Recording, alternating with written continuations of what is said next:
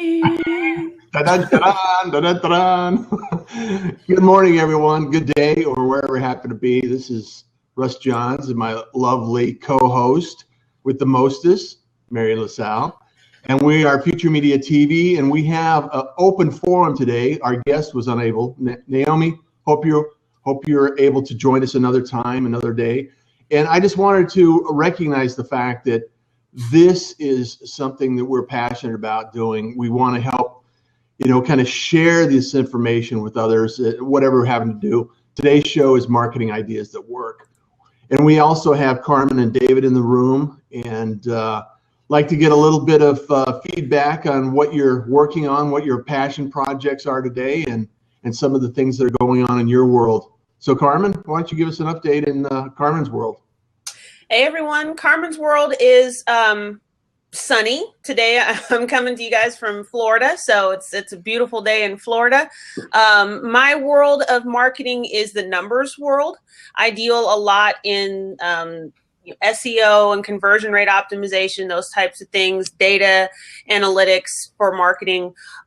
So it's an interesting thing when things get busy, is it really kind of starts to look like the Matrix.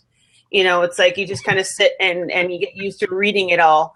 But we've had, a lot of new business. There's been a lot of interesting things happen in that space, and a lot more respect from larger companies into what having a good feel of the data and analytics of your marketing can actually do and help you save money. So that's been kind of my passion project, if you will, is just to kind of keep telling the world that you don't have to kind of, hope and spray market. You can actually use data to give you some very, very useful marketing. And Karma, I want to come back to that because that's there's been some recent announcements that I think are really critical to maybe share with others. Let's do it. So David, you have some interesting projects going on. You want to share that with us today? Sure. So I own a web design, web development firm. We also do a ton of analytics, which is kind of where this side product came about. We created something called the UTM FTW. So UTM codes for the win. The idea being that so many businesses, the UTM codes are a technology that's been around for over 10 years now. It's like one of the original parts of analytics. And it allows you to see.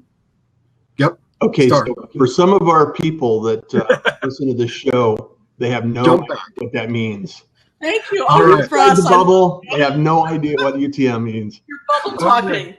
So I'll start back with the problem. The problem that many people have is trying to attribute traffic and goal conversions to where the originating source was. So let's say I'm in this blab and I post a link from, to my website from this blab.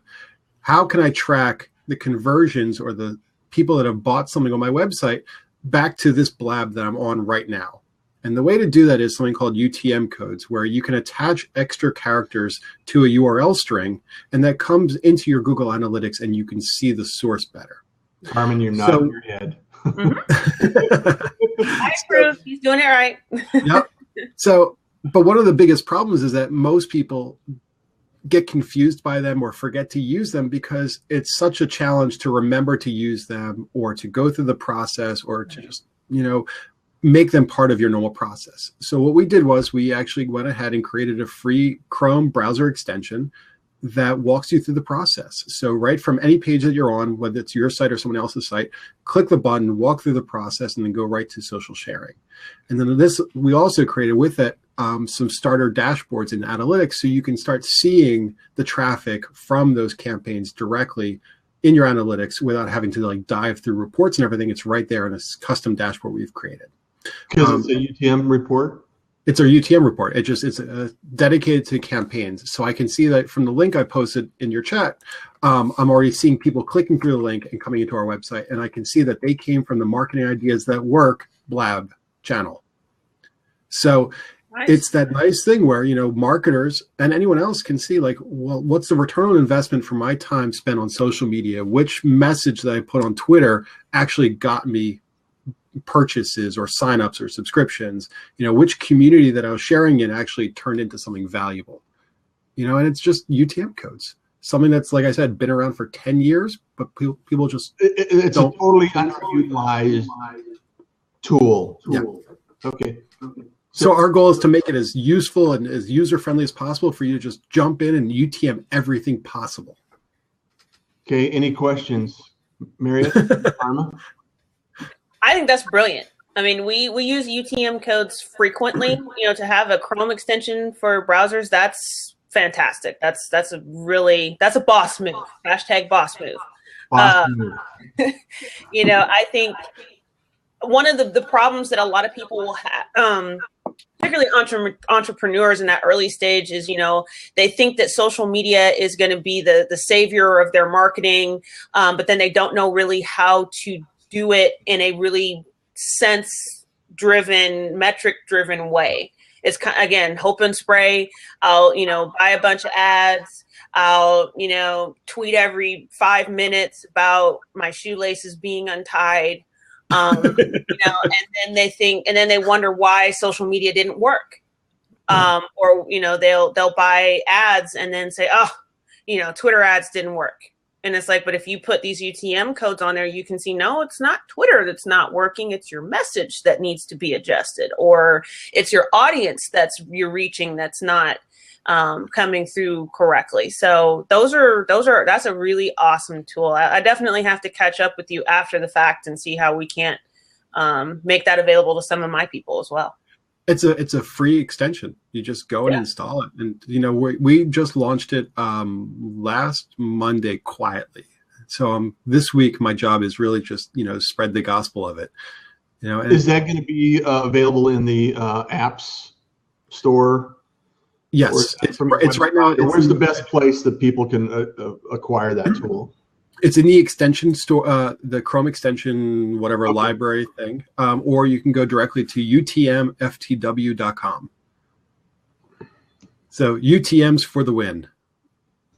For the win. So I want to reply a comment on something that you talked about. It has nothing to do with your cool Chrome edition, your extension, but I love it. I want you to know that I'm not heckling you here in a second.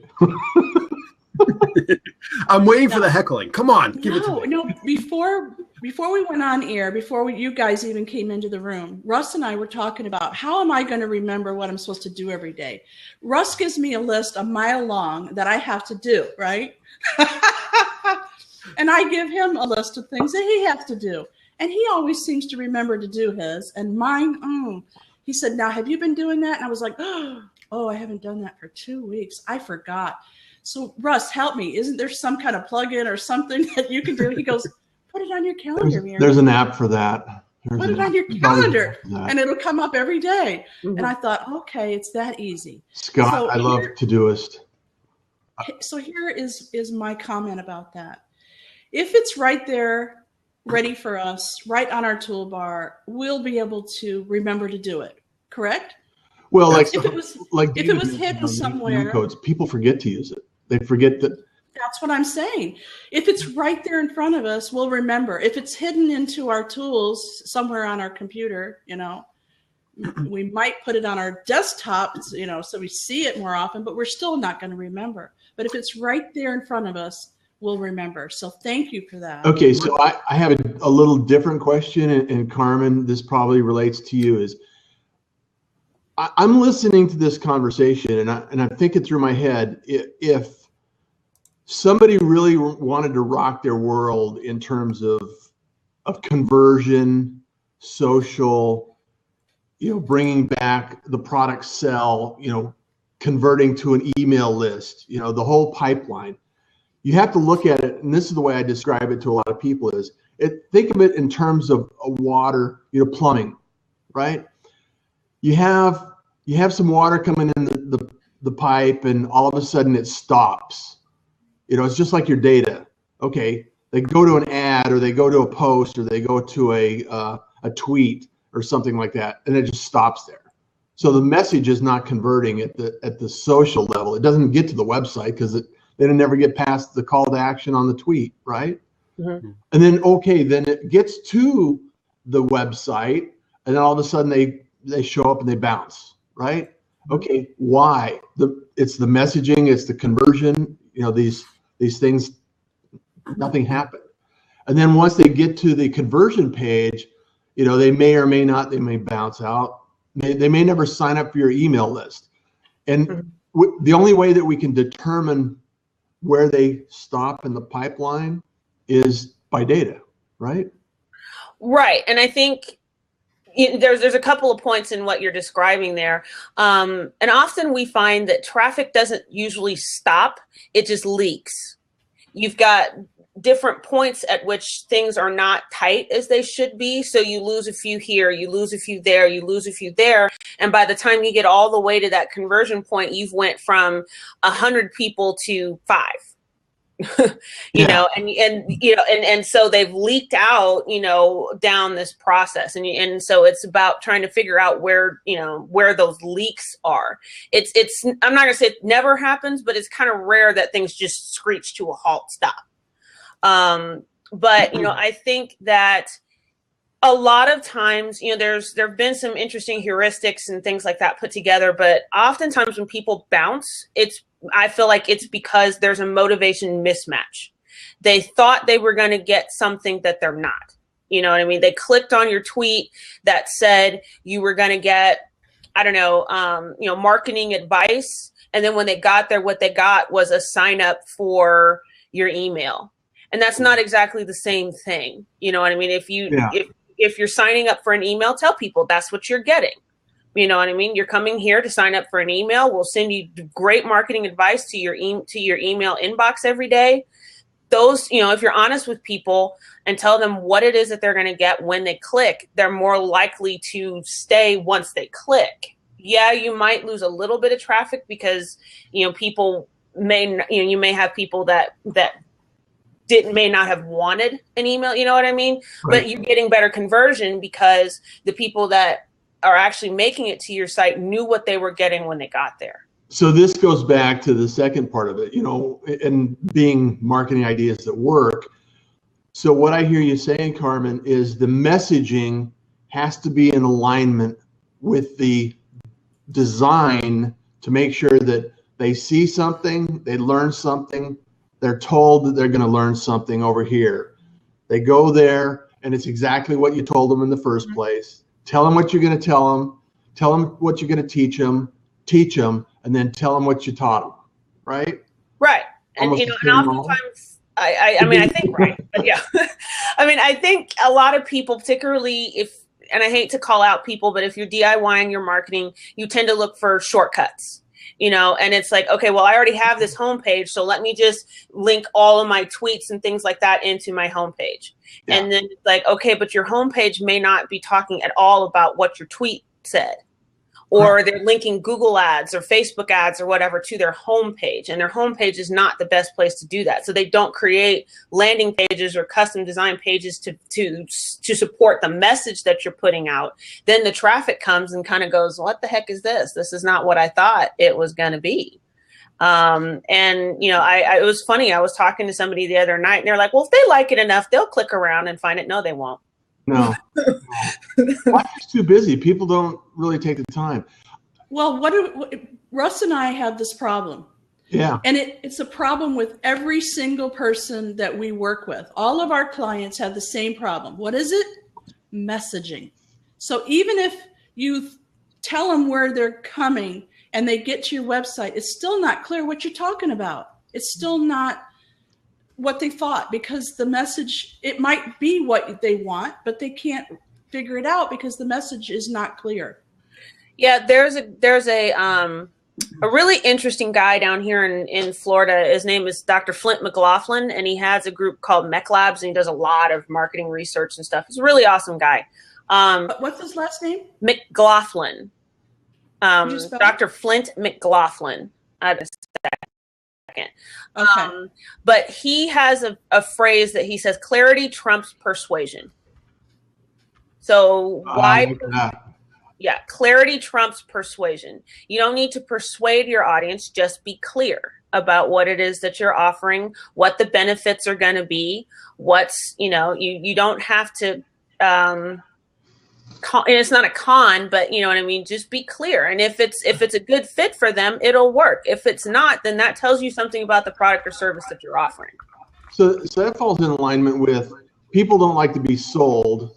People like to purchase, and they'll purchase when they have a solution that solves their problem, right? Right. Okay. Interesting. So I have another question for David. And it rolls back to what Carmen was saying. So the whole idea that, okay, we don't have to persuade, we don't have to convince you to buy our stuff, right? We just have to present our stuff in the right way, in the right method, at the right time for you to allow you to purchase your solution for that day. So with this UTM code, David, how does that, and I want to make sure that this is kind of because I know I've used like bit.ly codes, you know, to track analytics on where data comes from and where it goes. Right. Those types of tools. So how can we track data with the UTM code versus some of these other tools that are already out there?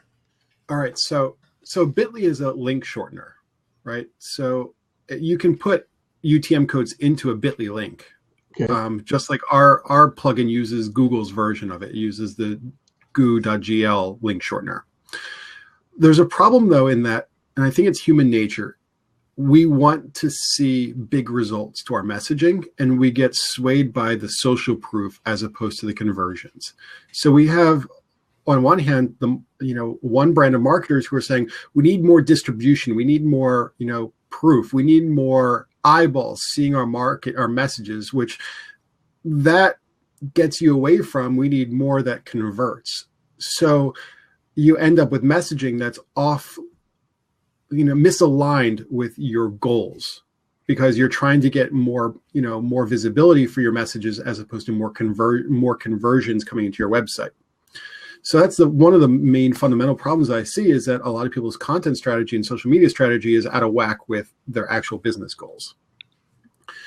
But then what it allows you to do is it allows you to test messages that I don't think you should be trying to convince someone that they should buy your product. I think instead you should be showing them how your product or service is going to be the most useful to help them accomplish their goals. Because if you keep to that as opposed to trying to get them to buy, but instead focusing on them and not you, by focusing on them, you're not having to sell. You're just showing that you're useful. And by being the most useful in the room, they're going to choose you.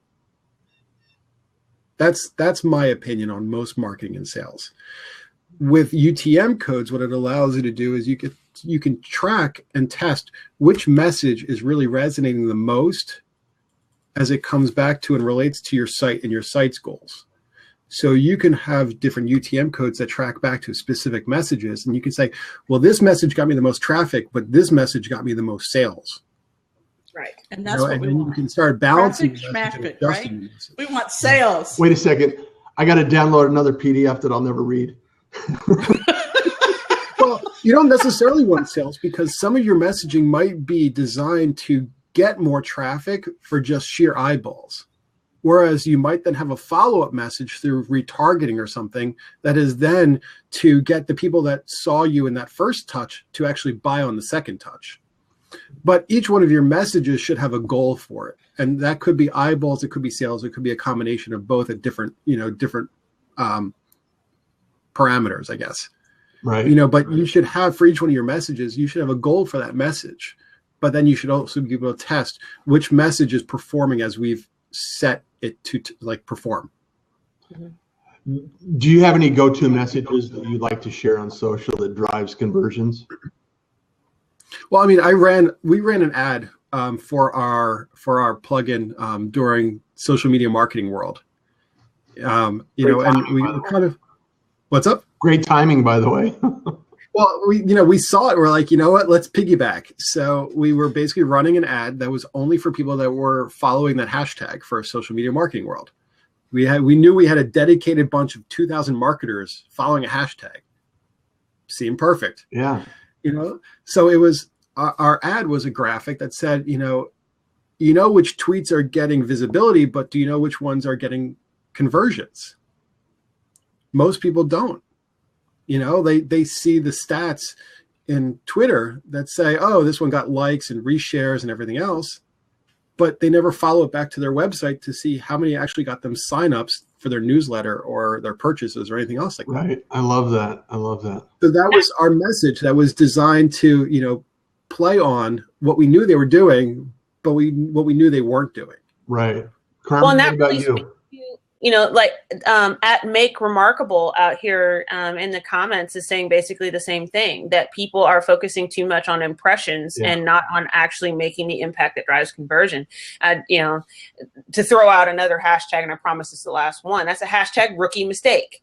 for digital marketing is if you're focusing on things like likes or impressions or things like that don't do anything. Like, unless I always tell people all the time, the only person that makes any money on Facebook is Mark Zuckerberg.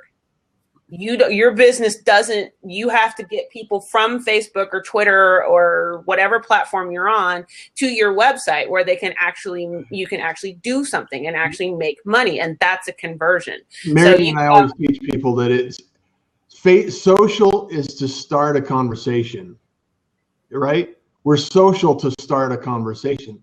The conversion happens when you actually have the conversation, and that doesn't typically happen directly on a social platform. It happens on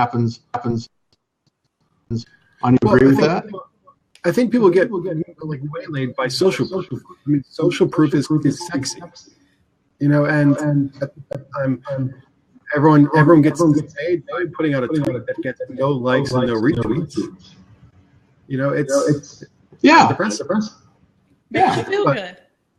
Yeah, it feels good to have something that gets, pseudo viral, whatever that means. It feels like, yeah, I did it. And then you see that resulted in no signups whatsoever. Great. I'm always surprised by the posts that get the most traction. It's like, I don't understand. So I learned early on from one of the social media experts who was on a speaking tour. And when she came here to Houston, I hosted her and went to every speaking opportunity that she had. And her message was really clear. She was a Twitter freak. She loved Twitter and she made tons of money. And I was like, how are you doing that? She goes, Marion, it's not what's happening on Twitter. It's what's happening when you take them off of Twitter and you call them on the phone. You don't, unfortunately, like Carmen said, if you just send them to your website, they may or may not, whatever, you may never hear from them. But if you call them on the phone, and I said, well, how are you going to do that? There's no phone numbers. She said, that's the conversation. You build a relationship and you ask them for a quick 10-minute chat. You, of course, vet them first to make sure that they're the right fit for you. And then you have a conversation, you build a relationship, and you get them on the phone. That's how she made so much money. I think, Make Remarkable is also saying something along those lines, but I go slightly different ways. I'd rather be listening than talking. If somebody is out there and they're saying, like, I have a problem, I want to be the first person that says, I can help you with that problem. Here's how you fix that problem. It's the quickest way to earn someone's trust is to help them solve a problem, fix something that they're having trouble with. Yeah. And after you've done that, they go, oh, I bet you'd be really good to help me with these other 6 things. Can you do that? Can I hire you to help me with these things? David, but tell me, how do you get that message to them? By listening first. I know you're listening, but how are you going to tell them you have the answer? What's your strategy? Oh, I just jump right in. If I see somebody with like posting about like a problem, the blab session, he just jumps into the blab session and then he's there. No, like if I see someone on Twitter, posting about a problem they're having with analytics, or they have a question about like the bounce rate, I'll go in and I'll jump in with an answer, and I'll post them, I'll link them to a solution, right? Whether it's on my own company website or somebody else's website. It's the first thing you do. You go in there and you say, you're going to find the answer right here. This is where you want to be. And that's how you start a conversation. And I'm sure that all of us do this, is we refer them to somebody that can help solve their problem, right? Yeah.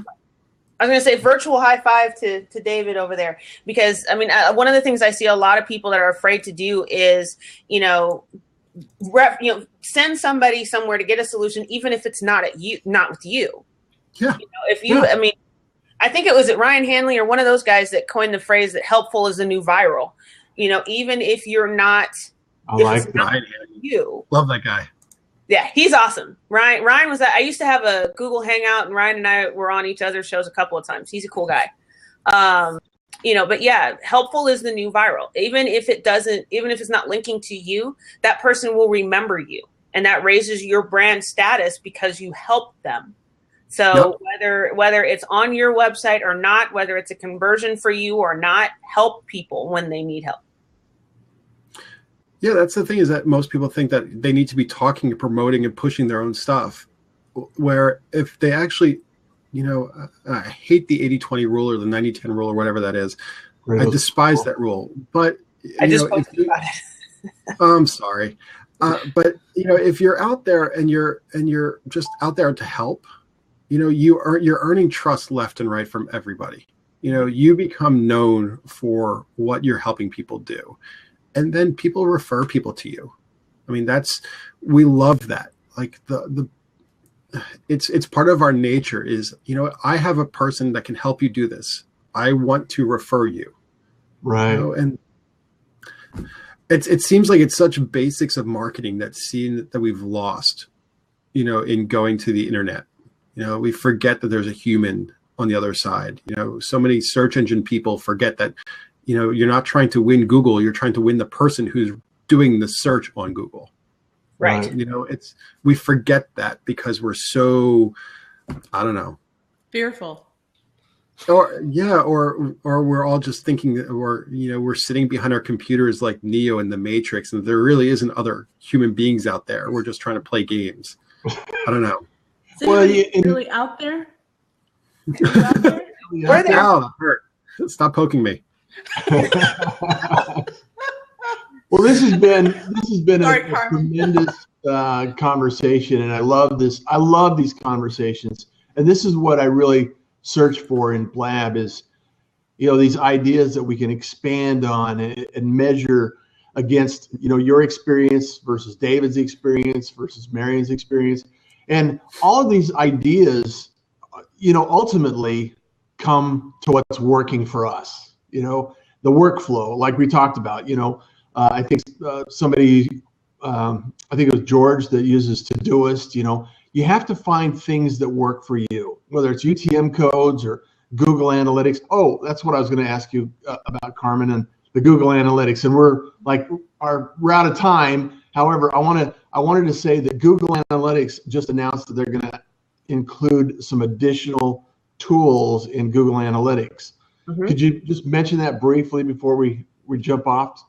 Well, I have to admit, I haven't had a chance to do a deep dive into them, so perhaps it might make a better, fit to come back another day when I've really had a chance to get dirty with them. Would you be willing to do that for us? Oh, absolutely.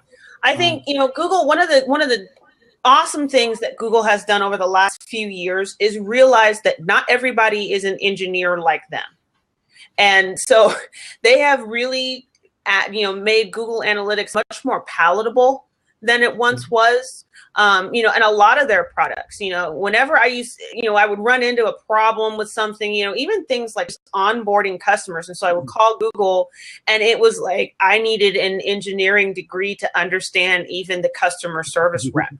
I mean, it was just like, this is crazy. This is really way too much. But they have made it a lot more palatable. So a lot of the tools that they have put out there, now that you can A/B split test, you can do all these other things, and it's so much more elementary than it used to be. And so I would suspect that the tools that they've added are continuing down that path of making it easier for people to quantify their marketing into numbers and, replicable steps, but make it common sense, easy for people to understand, because that makes people buy ads and that keeps Google happy. Yeah, and the little bit that I've read about it, it looks like they're going to have more detail on the source of the traffic as well. So I don't know if that's going to tie in with UTM codes or not? I to be honest, I always look at it and I wait until about a month after they put something out, because I know that they do a lot of beta testing in the beginning, and some of the stuff is half baked. But I shared a link in the sidebar to the Philadelphia Phillies about balancing data and instincts. It's a great read. You know, yes, it's baseball, but if you look at it from an analytics standpoint, you know, with most of my clients, we have lots of retainers with our clients for analytics work. And one of the things that I do for all of them is I create a series of custom dashboards, you know, where I don't want them hunting and pecking through their analytics ever. I want to make thematic dashboards for them so that they can ask and answer questions successfully. And the problem with analytics is generally there's so much data in there that it's not helpful or useful until you start putting it into context and into stories, you know. And that's what I think Google dashboards, which are hugely underutilized, are good at doing. Where I can just put these dashboards and then have a meeting with a client about a dashboard and say, you know, look at what we're talking about here. Like, here's an anomaly. Let's discuss this anomaly that I found and I'm illustrating in these series of dashboards, you know, and then let's take action on it, you know, as opposed to let's see what our metrics say about us today. Yeah. You know, which gets back to the social proof. It doesn't actually do anything until you have a purpose for it. And we got a lot more traffic that's going absolutely nowhere. Aren't we special? Yeah. I mean, and one last thing I would say, this is just one of my personal pet peeves, and I could get on a Google Analytics soapbox and we could go for hours. But one of the things that I see people that are running their own analytics do is that they don't. And I always say Google Analytics works on every website, but you have to conform it to fit your website. They don't go, they get it out of the box, slap it on their website with a plugin or something like that, and then they just start reading data. And they haven't filtered out bots. They haven't, you know, all these other things that you have to do. You know, you're reading your own traffic because you haven't filtered out your own IP address or the IP address at your store. You know, things like that and it's totally screwing up your metrics, and you're just not paying attention. You just don't know that you can do that. Carmen, I want to provide the opportunity for you to come back and share some of that in greater detail, because that's, and what I hear, Marion, and we've had these conversations, and I'm sure every small business owner has, and every business owner has, is, okay, we could create an entire team that specializes in each one of these components, you know, messaging, design, analytics, conversion, you know, funnels, email, you know, all of these things. I mean, there's really a lot of work that has to go on here. And I want to continue this conversation and talk about marketing ideas that work, because they're all working for someone to different degrees. And I think it's important that we discuss this, and like David said, share it, help solve problems, get this out to the market, and find people that are resonating with our message and our ability to help them in a specific area, right? So, David, love to have you back. Carmen, it's always a pleasure when you join us. You know, come back in, and we got to wrap it up because we have another show here coming up. And thank you, Marion, as always. Love this. Fantastic show. Love it. And this is Future Media TV. I'm Russ Johns and Marion LaSalle with me. And you guys enjoy your day. I'm going to stop recording. You don't have to bounce out immediately.